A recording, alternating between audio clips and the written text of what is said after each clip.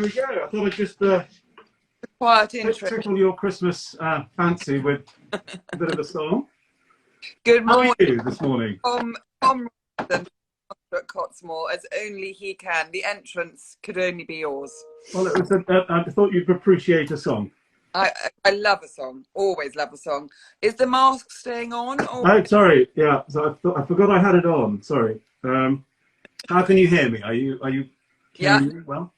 You're loud and clear, and we are fully connected, which is excellent. Great. Am I quite low, the camera? Should I raise it slightly? I think maybe a tiny bit, so we can see all of you. And we're just missing the top of your head at the moment. Oh, well done. Probably for the best. You know, but... Here we go. Perfect. Look at that, and you've got your Christmas tree. Oh, we've got the Christmas tree. I'd like to give a thank you to Tatiana in Form 1, who lent me the pink Cottesmore pink Christmas tree. So thank you, Tatiana. And that's a bit more traditional. Here. There you go. Oh, you're fully decked up. Well done. Decked up. Ready to rock and roll. Good morning. So morning. I'd love to cover a few issues that we touched on last time. So what I'd love to have a first chat about is you've got education in the blood. It's a family school in lots of respects. How do you think education has evolved to equip the modern child over the last couple of years, particularly? So I'm qualified to talk about Cottesmore, a little bit about other schools. I'll just turn you up just a tad, actually, because you're a little bit quiet. I think I might have put you down. Very So I think education has become more bespoke. That's the number one. Can you hear me, by the way? Yes, perfect. Great. It's become more bespoke.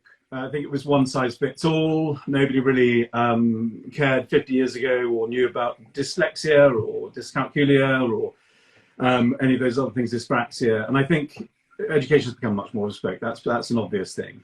Yeah. I think the pastoral care, people know what pastoral care is now. And I think it's very, very strong in all schools, including state schools, boarding schools. I think that the safeguarding piece is hugely strong. I know things are still going on in the news, and it's that's not deeply unfortunate, but the safeguarding has improved immeasurably. I think people are a bit more conscious of what's going on at the world around them. I think it used to be perhaps a little bit more in my backyard, NIMBY, not in my backyard, but I think now people are a little bit more focused on their own thing, but also on the outside world, community stuff. We have Cottesmore Talks. We invite state schools and primary schools to come and join us. We have a Quidditch tournament, a Quidditch festival for schools that are state schools, state primary schools in the area. And so you look outward a bit more, I think. You teach the children to look outward a bit more. Sure. I also think, being conscious of what you're doing with the education. So Cottesmore specifically has sustainability lessons now. So we have literally a sustainability lesson on the curriculum, on the timetable. And we also have a farm, and the farm is very much associated with sustainability. The children built the farm sustainably with bits and bobs they found on the estate. So the chicken coop is an old swing, so a swing, so a triangle shape like that, and it's built out of that. And then they put chicken wire on it, built it round. I don't know if you know about chickens, but you put the wiring underneath the ground and all around. Yeah. So the children have been very, very strong on their sustainability, and we've we had something called COP26, Antonia, and we're very keen on thinking about sustainability and doing sustainable things, and that is the UN Sustainability Goals. That little badge there I was given. Somebody came to talk about it. So kindness, empathy. I'm sure there was plenty of kindness, empathy before, but it's at the forefront. I suppose that's the same thing as the pastoral care, but we spend a lot of time talking about kindness, empathy, inclusion, including others. Pupil Voice, I'd say, was something that has changed a lot. The girls and boys are allowed to say give their advice to the school. You know, it's all definitely unheard of 50 years ago. Yeah. That the children would be allowed a say in anything. So we've got school council, that's a general school council. We've got food council. We've got charity council, safeguarding council, quite interesting. That was made up in the lockdowns, because obviously the digital thing, we wanted everybody to be aware that, you know, the safeguarding is hugely important, even when you're away from school. And the kindness council. And actually, I just wanted to make an announcement about the kindness council. We have coined a phrase which I think is very exciting, and it's a concept, it's an idea, it's a movement, and people will recognise it, people will understand it, but it's got a name, and it's kindness activism. And you can take kindness activism away from Cottesmore School, and you can apply it to your future school. You can apply it to a shop on Regent Street. You can apply it to a surfing school in, I don't know, Salcombe. I don't know, they don't do Salcombe, maybe Rock, or Polzeth, sorry, or anywhere you want. Yeah. So the idea of the kindness activist came of lots and lots of meetings, and we've already got a sort of logo there. I'll show you that. And it's a heart with a fingerprint on it. Yeah. And obviously it says kindness activists, and it's by what it says there, Kindness Council. Yeah. Cottesmore's Kindness Council. And so it's a huge piece, this kindness thing.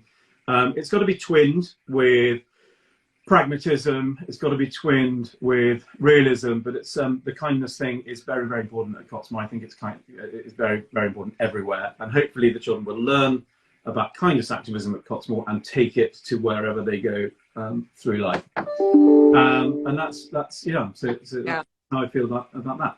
A lot. That's amazing, and I guess I don't suppose it conflicts necessarily, but you know, the academics are the academics. And you and I spoke last time a little bit about your views on common entrance, particularly, and you wrote a piece for us actually very kindly.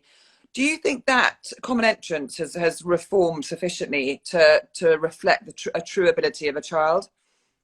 Yes, I personally don't think there was anything wrong with it to begin with, but it has reformed an awful lot. They've been working for 2 years solidly to make it more dynamic, to make it more flexible, to add project work to it. And I think it's just a fantastic exam. I think it's broad, I think it's thorough. As I say, I think it's dynamic. I think it allows the best of rigor, creativity and flexibility. That's my view. And so would you therefore, I mean, as ever, but it's the way it's taught, I guess. So the structure is something you endorse, but it's how it's taught and not giving limitations, I guess, that some people criticise through teaching. You've said it. I don't really need to add anything more to that. You know, you can do lots of different things with a hammer, can't you? You can donk, you know, you can build a house, or you can donk somebody on the head, and it's not really the hammer that's the issue. It's the person holding the hammer. And it's the same with common entrance, same with anything. It's the same with common entrance, certainly. I think you can take things in life, anywhere, too literally, and it becomes something completely different from what was intended. Or you can use it very dynamically, very flexibly, very rigorously as well. And that's how we do it at Cottesmore. And do you find, because the assessment process has got earlier and earlier, do you find that you can protect the children from the process, i.e. can they still be learning broad diversity rather than feeling too much that even though they are being assessed and they're going for interviews, how much can you protect the children from that? From what, sorry? But from the assessment process, which now happens, you know, sort of in a short sentence, you can't protect a child from the assessment process. You can't protect them. What you can do is you can make them very, very strong, and you can make them very, very highly prepared. The whole point of school is that the you know, is plasticity of the brain, and we wouldn't be sending our children to school if they couldn't change their ability profile. I think some people would argue that you couldn't, you know, shoot to a score of 140 or whatever if you, you know, didn't have that ability within you. But you can maximise, you can max out on your own ability, and that is what schools like Cottesmore are trying to do. This is why we exist, to max out the potential of every single individual, and we don't hide them from it. A lot of schools are doing the pre-test, ICB pre-test now, the majority probably. And we just prepare them right from the start, you know, even from the age of 7. We're doing that, you know, because we have to. It's, you know, it's great. It's fine. It's you know, if you're doing it for a long time and you're doing it well and you're doing it calmly, then you know, you don't have to protect them from it. You just do it and strengthen them up, steel them up, and then you have to teach them how to do interviews and things like that. And that's quite fun. That's one of my favorite parts of the job. Teaching them all how to do interviews. Sometimes it takes one session, you're ready, off you go. And sometimes you're there sort of like 6 sessions later, so yeah, you need to smile and you still, so yeah, it's good fun. And is there are there a sort of handful of senior schools that you particularly feed to, or is that quite wide? Yeah, so we take great pleasure and pride in preparing the child for the right school. I've completely changed my own view on this with my first child. He's coming up through the prep school now. Yeah. And all I want for him is for, frankly, for him to go to a lovely environment. That's it.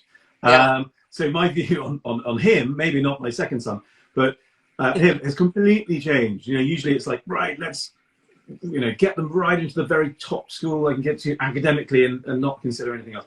But my view has changed an awful lot on that. And so it's hugely important, even more important, to choose the right school for the right child. And you know what schools Cottesmore sends children on to, and I think I don't really want to talk about individual schools. And, you know, essentially they're the most academic boarding schools and the most suitable environments for the children that they can, you know, that we can find for them. That's it. But my view has changed a lot. I don't know if you've had changes of heart in your time with schools, but my views on that has changed quite a lot.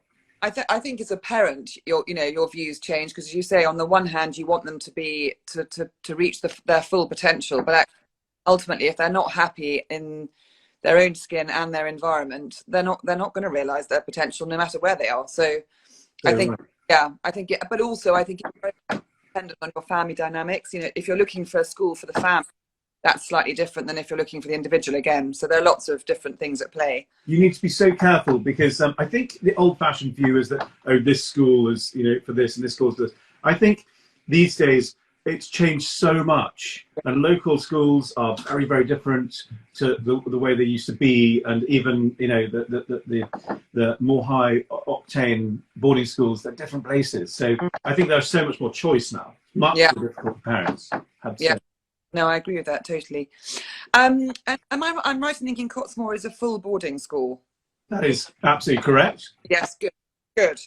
And on the boarding front, if a family is a potential Cottesmore family and they're on the line and they're thinking, yes, this is all very, and they're tinkering down to the, you know, last sort of, you know, decision maker on the boarding aspect. I know it's a hackneyed subject, but I'm really interested, particularly in today's where lots of schools have gone weekly boarding or flexi, or can I just ask your take on full boarding and what you think it benefits the child? We've got some Cottesmore parents there, as you can see, clapping us along. Lots of maybe she can answer. I don't. She's probably a bit shy. She doesn't want to answer the question. So my advice or my observation is that parents have done a fantastic job during lockdown. Very strong attachments, super strong attachments during lockdown, and that base of confidence is there now. And I think the children now are very much ready to join the boarding adventure. And that's my view. There's a lot of talk about mental health issues, you know, staying at home and being with the parents has caused lots of mental health issues. And I always think that's a bit, you know, it's a strange thing, but I don't think that's you know, altogether right. And I think actually parents have done a wonderful job, and the attachment is very, very strong. And I think that the children are ready to go. The problem is not the children. The problem is, are you ready to go? Or are you ready for them to go? And that's, you've got to be ready for that. You can't do it sort of before you are ready. I think the children are ready. That's, they're strong and ready and awesome. I think that the parents have to be ready. That's my only advice, or that's my only thing I would say to parents. Just make sure you're ready. And I guess also, I mean, you're buying into it as a prep school level. I think the family is to be applauded and encouraged anyway, isn't it? So regardless of whether your child's boarding, presumably you love having parents coming to concerts and matches and plays, and anytime you can get them on site. So it's not like they're sort of outsourcing their child over to you. Yeah, again, totally different. When I first started Cottesmore at the age of 8, we had a weekend exeat, and I was talking about this yesterday. We had a weekend, sorry, not the weekend exeat, an exeat started at 11 o'clock on a Sunday and ended at 6 o'clock on that same Sunday. And that was an exeat. It's like, but now it's, the parents are down, as these parents here. I found it very much better. Yeah, we've got some comments here. Yeah. Wednesdays, Saturdays, they can come, sorry about that, they can come on a Sunday if there's a special occasion, and they can, so, I mean, it's just a different vibe, it's a different thing, it's just, the whole thing is updated. Absolutely. So, yeah. Absolutely. And from your perspective, I'm going to ask you, I mean, you're larger than life on many levels, on social media, and you present. I thought I was cutting down on the mince pies, Antonia. No. I'm not going there. No. But I'm just interested, and presumably you live on site and have got children in the system. Do you switch off? And if so, what do you like doing? And do you find it easy to shut the door on Cottesmore and concentrate on family life? Yeah. So the answer is no. Yeah. I can't. I don't, and I'm not very good at it, and I can't do it. What do I do when I'm trying to do that? Is I mean, it's more of a pivot than a stopping, and I pivot to talking to other people in the industry, making acquaintances on the various platforms, having people here, going to places. I just went to an amazing boarding school in London the other day on my half. It was on my half day. That's an absolute case in point. Cannot switch off. But the obvious thing is I love music, and so connecting with people and music is probably what you'll find me doing when I'm trying to stop doing headmastering and running Cottesmore. Yeah. And she's joined at the perfect time. But your lovely wife Lottie is also very involved in school life, isn't she?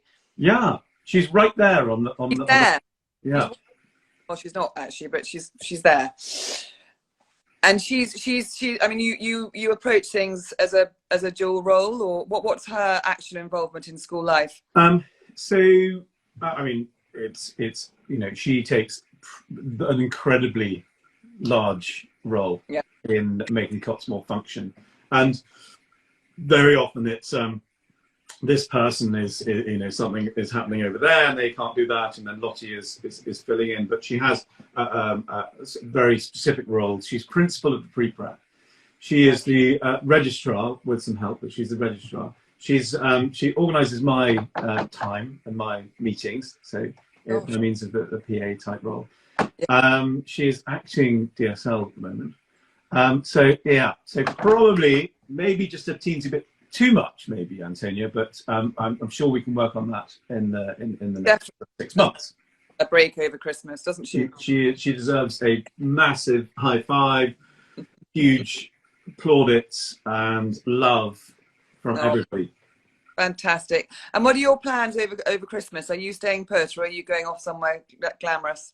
So we're going skiing after Christmas. So for the first time, so I've been obsessed with having everybody, I have a huge family, having them all here. We had 45 on our first Christmas ever when we were at Cottesmore, and then we haven't had it since, because everybody's been there and over here, and Isle of Wight and whatever, everybody's been separate. And then I've stopped trying to get people here, the family, and suddenly this year, it's a big one. So I don't know what that says. You know, I think you try less hard, and sometimes some things just happen. I love having big events. I love having social events, and that is music to my ears. I'm not saying much about it to my family because I don't want to jinx it. I'm just saying, great. And we're all in here. We're all in the school in the big hall. I don't know if I'm going to be allowed to show you or the Christmas tree later on. But anyway, so yes, Christmas. And then trying to go skiing. You know, if all of the red lists and all of the, you know, everything works. No, that's skiing. And I've forgotten where we're going. Lottie might be able to tell us on the comments, but yeah. Well. And Tom, where do you, I mean, I don't know how far ahead you look or whether you're very much sort of the here and now mentality, but where do you see yourself in sort of 5 years' time?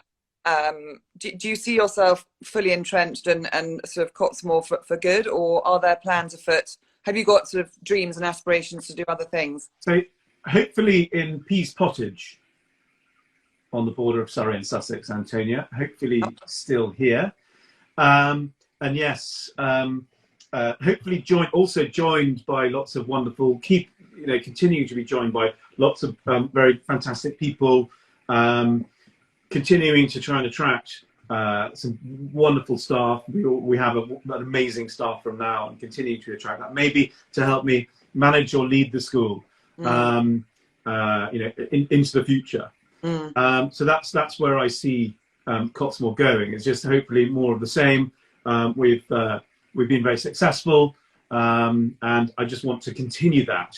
I don't want to necessarily do something radical like open up a school in Dubai or in China. We have actually gone down that route before, and got very close to it. But it was the bandwidth, and it was the the reputational piece, and so I don't know. Maybe that's in the future. Maybe I don't know, but it's not right now. We're not talking to anybody right now. We've had 6 or 7 opportunities given to us to go and open up schools abroad, but we decided to stick with making Cottesmore in West Sussex as good as we can.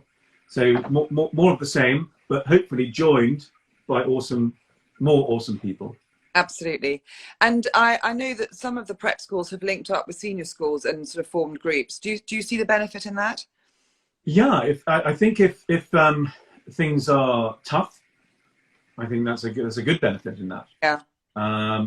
But I'm hoping that we're strong as we are, and people value us as an independent prep school. And I think that's where Cottesmore's value lies, is in being independent of groups and senior schools. And I hope the senior schools appreciate that, and I hope the parents appreciate that. And it drives at this thing of bespoke education and a bespoke future. Sure. We want them to go to this school or that school, not necessarily be sort of tucked down one path. Yeah. We choose the perfect future for them, of course. There's probably no such thing as the perfect future, but we want to choose the closest thing to the perfect future for the individual. So yes, I can see the benefit, absolutely, for other people, but for Cottesmore, not so much. You're good where you are. Wonderful, Tom. Well, thank you. Thank you for your time, and lovely to get a quick glimpse of Cottesmore life. I did see the tree on, I think, a post, or your main tree in your pool, which is absolutely amazing. Well, just tell me how tall it is. Well, this year it's a bit small. It's 22 foot. Oh, well, we're off again. Are we off again? Are you singing me out? Well, I might sing that, but you don't want to see the big Christmas tree in a second. If you can take me with you, that'd be fab. I will. I'll just sing you this song. Okay. Jingle bells, jingle bells, jingle all the way. Oh, I used to run on something say, hey! Okay, I'll stop that. Well done. It was just, it's not going to travel through the year very well, this interview, is it? Not really, no. We might have to chat again in the spring. We might have to chat again in the spring. But I'm going to swizzle us round. Yeah. Because I don't really want to show you my untidy study. I'll just show you quickly. Flash. Look at that untidiness. Yeah. So I'm just going to show you down, and I might lose you for very, very briefly. Okay. And I'm going to show you. This is my study, everyone. Look at that. That's the tidy bit. Yeah. Those are some plastic Land Rovers. Sneaky keys. That probably says quite a lot. I locked the door so people wouldn't walk in the middle of the thing. And this is, we've just done our library. So we have, oh no, lots of noise, but I think that's okay. No, we like noise. I'm going to go and I'll lose you for about 1 second. Okay. Like noise. Here it is. Uh-oh. Uh-oh. Oh, hello. Oh, hello. Hello. Another mask. Hello. Try not to share with these people. Okay, and I'm going to lose you and then reconnect with you. Or have I reconnected already? Oh, look. Wow. Here we go. That is phenomenal. We've got a tree. Oh, wow. God, There it is. how long did that take to decorate? Holy balloon. That's the piano, so you can see the scale. Wow, that is amazing. Look at that. And Christmas is taken very seriously at Cottesmore, as you can see. What else is Christmassy? The flower. We have these Christmas flowers, which we always have there. And look at that. That's the nativity scene. Wonderful. Oh, well, listen, have an amazing end of term. Wonderful. I hope we'll catch up soon, Tom. Let's catch up soon, Antonia. Take care. Thank you so much. Take care. Bye, everyone. Bye.